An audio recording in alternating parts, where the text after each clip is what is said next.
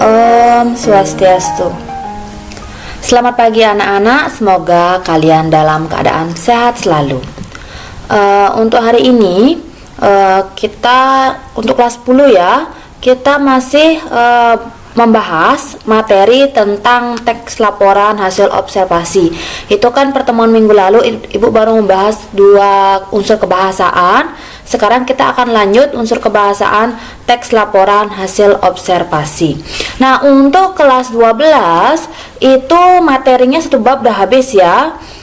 Jadi kita lanjut ke bab kedua. Nanti setelah video ini akan Ibu berikan kalian video pembelajaran.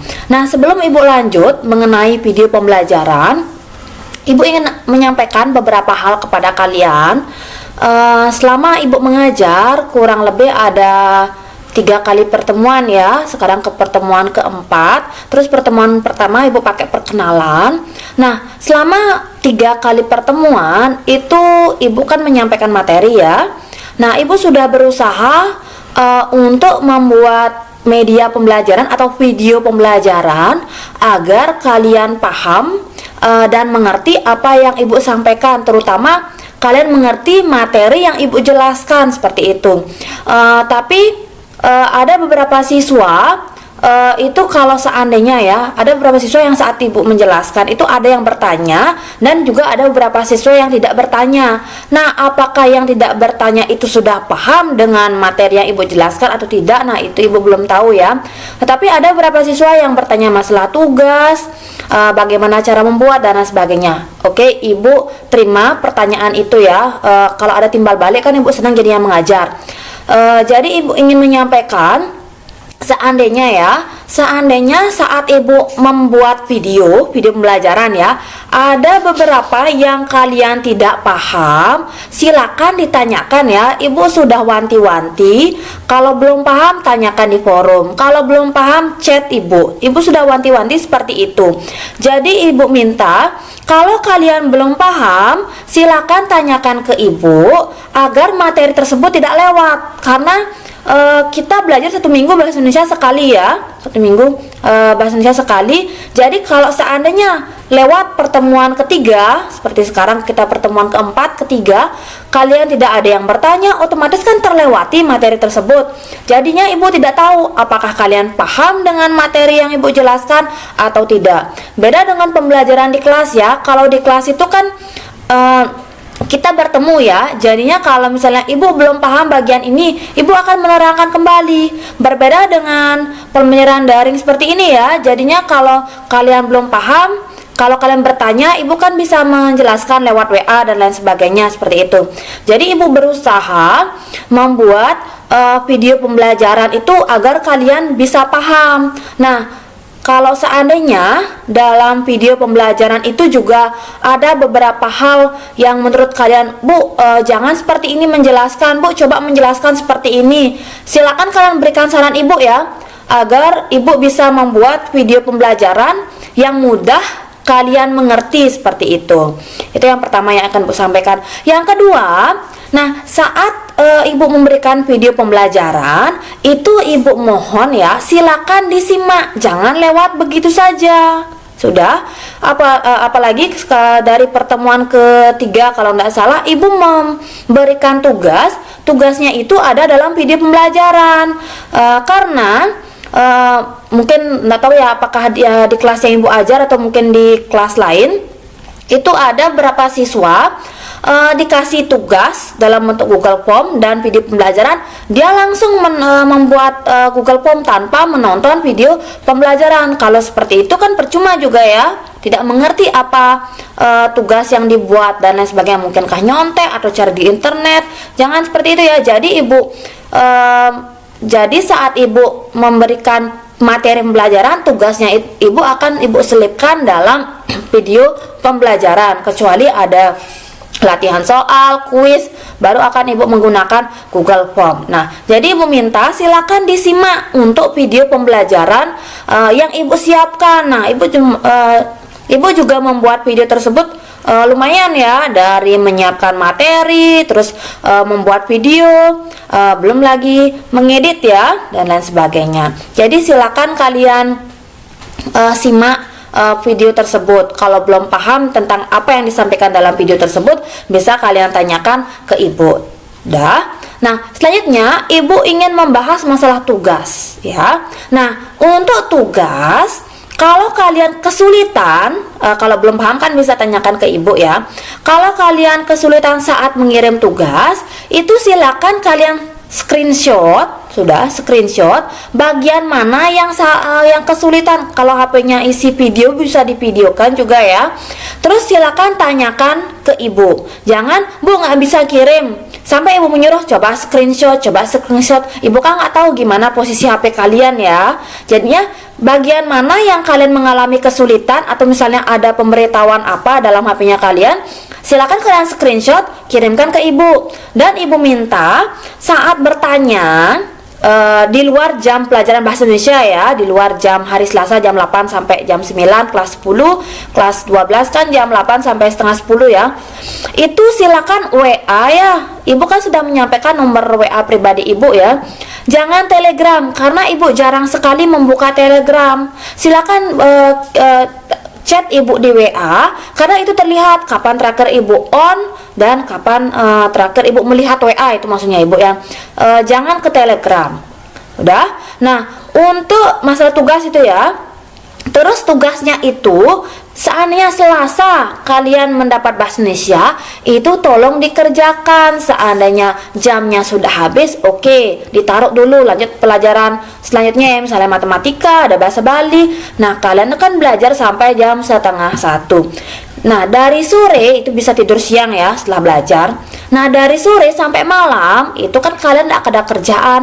Silakan dikerjakan tugas yang ibu berikan. Misalnya ya, bahasa Indonesia kalian belum selesai, matematika belum selesai, bahasa Bali belum selesai, itu malamnya silakan dikerjakan, langsung dikumpul, jangan menunda-nunda, seperti itu ya. Nah, seperti pertemuan ketiga ya. Pertemuan ketiga ibu memberikan tugas kelas 10 itu yang pertama mencari struktur, yang kedua kalau tidak salah kalimat deskripsi definisi, sama verba dan non verba. Contohnya seperti kelas 10 BKM ya, 10 BKM. Ini tugasnya tugasnya dari 34 siswa masuk classroom ibu, hanya 14 yang mengumpulkan. Sisanya lagi 20 belum menyerahkan. Sudah ada di sini. Ya, gimana ibu mau periksa kalau kalian belum mengumpulkan? Ibu buat video ini hari Minggu ya. Hari Minggu tanggal 23.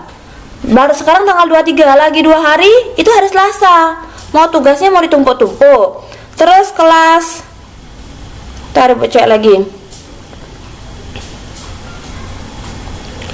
Kelas AKKL 2. Sabar, masih loading.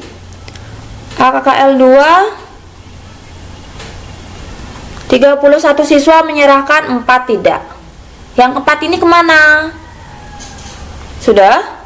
Kelas 12. Nah, untuk kelas 12 itu dalam video pembelajaran ibu sudah menyampaikan tugas terakhir dikumpul hari Senin jam 4 ya, tanggal 24, jadinya besok ininya ya. Ini sudah hari Minggu. Tapi kelas TBSM kelas TBSM dari berapa siswa ini ada? 28 siswa yang masuk classroom sudah.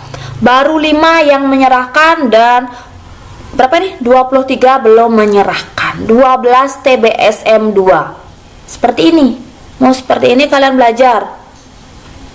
TBSM 1. Dari 23 siswa baru 5 orang menyerahkan tugas, 18 belum. Ya.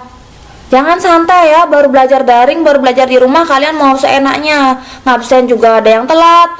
Pokoknya apapun tugasnya ibu, terutama absennya ya, ibu kasih limit itu absen paling lambat jam 4 sore. 4 apa 5 sore ibu isi itu kalau nggak salah.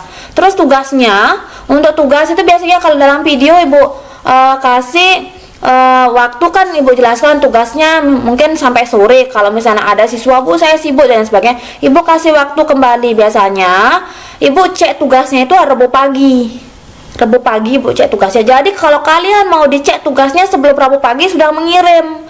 Kecuali Ibu kasih kalian waktu seperti kelas 12 TBSM sampai Senin jam 4 sore. Nanti besok jam 4 sore akan Ibu cek apakah masih 5 orang yang mengumpulkan, apa sudah semua yang mengumpulkan. Seperti itu.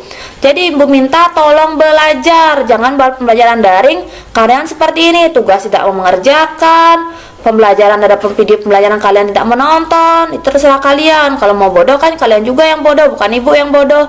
Tapi Ibu minta silakan belajar. Kasihan orang tua kalian bayar SPP tapi kalian yang nggak serius belajarnya. Udah, bukan di pelajaran Ibu saja juga ya, pelajaran yang lain juga. Nah, Ibu marah-marah jadinya. Udah, nah setelah ini Ibu akan jelaskan materi. Silakan kalian menyimak materi pembelajaran yang Ibu jelaskan. Dan Ibu minta pertemuan ini silakan kalian chat ya di WA ya. Kalau belum paham chat di PA masalah materi, chat di forum ya. Kalau masih jamnya Ibu chat di forum masalah materi. Kalau udah habis jamnya Ibu silakan kalian WA Ibu ya, jangan Telegram, WA Ibu. Terus apapun kritik saran kalian tentang video pembelajaran yang Ibu berikan selama pembelajaran, silakan kalian isikan ya, chat di WA, Bu, videonya ada yang tidak mengerti bagian ini dan lain sebagainya, bisa kalian jelaskan di sana. Terus belum paham juga materinya juga bisa jelaskan di sana. Terus mau bertanya tugas juga silakan kalian tanyakan di forum boleh, di chat WA boleh. Pokoknya kalau masih jam Ibu silakan tanyakan di forum. Kalau sudah selesai jamnya Ibu silakan kalian belajar matematika dulu. Siang atau sore atau malam bisa chat Ibu untuk menanyakan materi, tugas atau video pembelajaran. Udah? Nah, sekarang kita akan belajar materi ya. Untuk kelas 10 kita lanjut unsur kebahasaan. Masih lagi 2 ya, fiksasi dan simpleks dan kompleks. Terus untuk kelas 12 itu kita sudah bab 2 ya, teks cerita sejarah ya. Selamat menyaksikan. Nah, untuk bab 2 kita akan belajar materi menikmati cerita sejarah.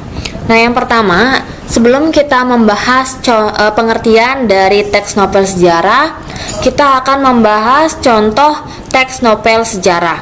Nah, novel sejarah, novel itu kan dalam bentuk buku ya, jadi dia ceritanya panjang, berbeda dengan cerpen. Jadi dalam contohnya ini Ibu ambil beberapa paragraf. Jadi kalau Ibu masukkan novel kan dia panjang.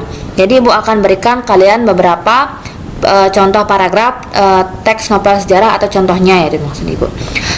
Judulnya Gajah Mada bergelut dalam tahta dan angkara. Cerita macam itu berkembang ke arah salah kaprah. Entah siapakah yang bercerita, kabut tebal itu memang disengaja oleh para dewa di kayangan agar wajah cantik para bidadari yang turun dari kahyangan melalui pelangi jangan sampai dipergoki manusia. Para bidadari itu turun untuk memberikan penghormatan kepada satu-satunya wanita di dunia yang terpilih sebagai Sang Ardhanareswari, yang berarti wanita utama yang menurunkan raja-raja besar di tanah Jawa ini. Maklum, sebagai Sang Ardhanareswari, Keniles adalah titisan dari Prajna Paramita, Dewi Ilmu Pengetahuan. Apa benar kabut tebal itu turun karena para bidadari turun dari langit? Gajah Mada tidak bisa menyembunyikan senyumnya dari kenangan kakek tua yang menuturkan cerita itu dan mengaku memergoki para bidadari itu. Lalu mengambil salah seorang di antara mereka menjadi istrinya. Gajah Mada ingat, anak kakek tua itu perempuan semua dan jelek semua, sama sekali tidak ada pertanda titisan bidadari. Hanya sebuah dongeng, guman Gajah Mada untuk diri sendiri. Kabut tebal itu memang mengurangi jarak pandang dan mengganggu siapapun untuk mengetahui keadaan di sekitarnya. Ketika sebelumnya siapapun tak sempat memikirkan, itulah saatnya siapapun mendadak merasakan bagaimana menjadi orang buta yang tidak bisa melihat apa-apa. Pada wilayah yang berkabutnya benar-benar tebal, untuk mengenali benda-benda di sekitarnya harus dengan meraba-raba. Akan tetapi tidak demikian dengan anjing yang menggonggong sahut-sahutan ramai sekali. Apa yang dilakukan anjing itu, lapornya akhirnya sampai ke telinga Gajah Mada. Gajah Enggon yang meminta izin untuk bertemu segera melepas warastra Sandra dengan ciri-ciri khusus yang dibalas Gajah Mada dengan anak panah yang sama melalui isyarat khusus pula. Dari jawaban anak panah itu, Gajah Enggon dan Gagak Bongol mengetahui di mana Gajah Mada berada. Gagak Bongol dan Enggon segera melapor temuannya. Nah, ini contoh penggalan contoh teks novel sejarah. Nah, dari contoh tersebut, pengertian teks novel sejarah adalah novel yang di dalamnya menjelaskan dan menceritakan tentang fakta kejadian masa lalu yang menjadi asal muasal atau latar belakang terjadinya sesuatu yang memiliki nilai kesejarahan. Bisa bersifat naratif atau deskriptif dan disajikan dengan daya khayyal pengetahuan yang luas dari pengarang. Nah, dari pengertian tersebut, berarti teks novel sejarah itu sifatnya naratif deskripsi ya, disajikan dengan daya khayyal pengetahuan yang luas dari pengarang atau imajinasi dari pengarang. Nah, walaupun dia imajinasi, tapi pengarang tetap menggunakan fakta kejadian masa lalu, ada dikaitkan dengan fakta kejadian masa lalu. Nah, dalam teks novel sejarah itu memiliki nilai kesejarahan. Namanya saja novel sejarah ya, pasti dia berhubungan dengan kesejarahan. Nah, itu pengertian dari teks novel sejarah. Lanjut, struktur novel, teks novel sejarah. Nah, strukturnya itu ada beberapa. Yang pertama, pengenalan situasi cerita, exposition orientasi. Dalam bagian ini, pengarang memperkenalkan latar cerita, baik waktu, tempat, maupun peristiwa. Selain itu, orientasi juga dapat disajikan dengan mengenalkan para tokoh, menata adegan, dan hubungan antar tokoh. Nah, di sini dalam bagian orientasi atau pengenalan situasi cerita, biasanya ada di awal novel ya.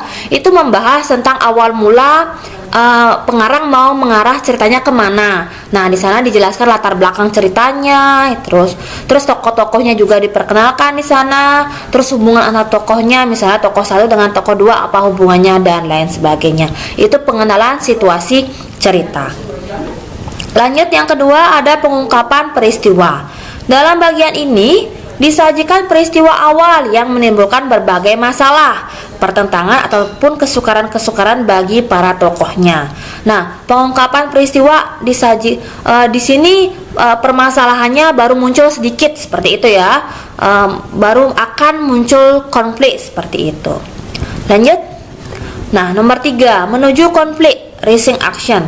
Terjadi peningkatan perhatian, kegembiraan, kehebohan, ataupun keterlibatan berbagai situasi yang menyebabkan bertambahnya kesukaran tokoh. Nah, ini dia menuju ke konflik ya, jadi menuju ke permasalahan seperti itu. Jadi tokohnya mungkin awal-awalnya mengalami kesulitan seperti itu. Di sana kan ada menyebabkan bertambahnya kesukaran tokoh seperti itu. Lanjut, nomor 4, puncak konflik, turning point atau komplikasi. Bagian ini disebut pula sebagai klimaks. Inilah bagian cerita yang paling besar dan mendebarkan. Pada bagian ini pula ditentukannya perubahan nasib beberapa tokohnya. Misalnya, apakah dia kemudian berhasil menyelesaikan masalahnya atau gagal. Ini puncaknya ya, puncak permasalahannya. Jadi tokoh utamanya tuh mengalami masalah. Nah, puncaknya pada bagian ini. Seperti itu. Lanjut, yang kelima, penyelesaian, evaluasi, resolusi. Sebagai akhir cerita, pada bagian ini berisi penjelasan ataupun penilaian tentang sikap ataupun nasib-nasib yang dialami tokohnya. Setelah mengalami peristiwa puncak itu, pada bagian ini pun sering pula dinyatakan wujud akhir dari kondisi ataupun nasib akhir yang dialami tokoh utama. Itu ya, penyelesaian. Jadi nasib tokohnya itu seperti apa setelah dia mengalami konflik ya, atau setelah dia mengalami permasalahan, nanti penyelesaiannya tuh apa. Ini bagian penyelesaian, evolusi atau resolusi.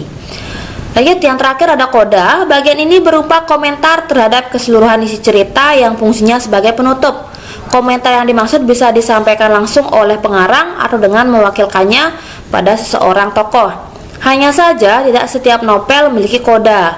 Bahkan novel-novel modern lebih banyak menyerahkan kesimpulan akhir ceritanya itu kepada para pembacanya. Mereka dibiarkan menebak-nebak sendiri penyelesaian ceritanya. Ini ya, biasanya dalam koda itu keseluruhan komentar ya, keseluruhan isi cerita. Nah, inilah struktur teks sejarah. Nah, itulah tadi pembelajaran atau materi tentang unsur kebahasaan teks laporan hasil observasi ya. Ada fiksasi dan kalimat simpleks, kalimat kompleks. Itu untuk kelas 10. Untuk kelas 12 ada teks cerita rakyat. Nah, untuk tugasnya, sebelum tugas, kalau belum paham mengenai materi yang Ibu jelaskan, bisa kalian tanyakan ya di WA, terus atau tanyakan di forum kalau masih jamnya Ibu. Terus untuk tugasnya, untuk kelas 10 tugasnya itu silakan kalian melanjutkan membuat fiksasi ya yang ada dalam tabel. Itu tugas 2 dan tugas 3 silakan dilanjutkan. Terus untuk tugas yang kedua itu mencari kalimat simpleks dan kalimat kompleks. Itu tugas untuk kelas 10. Kelas 12 tidak ada tugas ya. Jadi pertemuan berikutnya kelas 12 kita akan belajar tentang struktur unsur kebahasaan dari teks cerita sejarah. Untuk kelas 10 berarti kita lanjut ke bab 2 ya, yaitu ada teks eksposisi. Nanti kelas 10 mungkin ada kuis dulu sebentar baru kita lanjut ke materi. Dah, Ibu akhiri pembelajaran hari ini. Om Santi Santi Santi Om.